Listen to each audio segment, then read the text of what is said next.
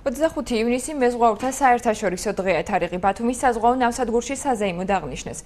მეზღვაურებს პროფესიული დღე აჭარის მთავრობის თავმჯდომარე უმაღლესი საბჭოს დეპუტატებმა და საზღვაო ტრანსპორტის სააგენტოს თანამშრომლებმა მიულოცეს. დღესვე საზღვაო დარგში შეტანილი წვლილისთვის რამდენიმე სპეციალისტი და აქტიური სტუდენტი დააჯილდოვეს. დაჯილდოების ცერემონიალის შემდეგ ბათუმის საზღვაო აკადემიის სტუდენტებმა სპეციალურად ამ დღისათვის შექმნილი ფლეშმობ შოუ დადგეს.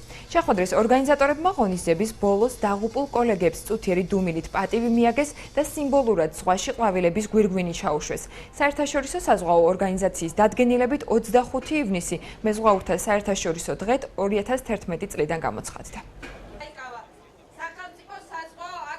ამ დღეს ჩვენ ზოგადად ხმამაღლა ვეუბნებით მეზღვაურებს მადლობას მათი არსებობისთვის, მათი თავსდაუზოგავი შრომისთვის.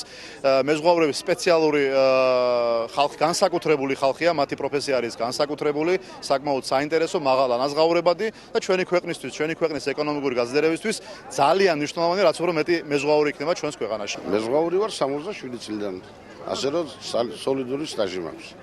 მათ შორის 20 წელი კაპიტანად მუშაობდი. დღეს რო ვიყო ახალგაზრდა, ისევ ზღვაში წევიდოდი. აი ამას ნიშნავს ჩემთვის მეზღვაურობა. ჩვენ ამ დღეს ვაბარებთ ანგარიშს თუ რა გააკეთა საზღვაო ინფრასტრუქტურამ მეზღვაურებისათვის. ძალიან გახარებული ვარ დღევანდელი დღით. მინდა ყველა მეზღვაურს მიულოცო დღევანდელი დღე. მე საზღვაო აკადემიაში ვსწავლობ ნავსადგურის მენეჯმენტს და ძალიან გახარებული ვარ დღევანდელი დღით.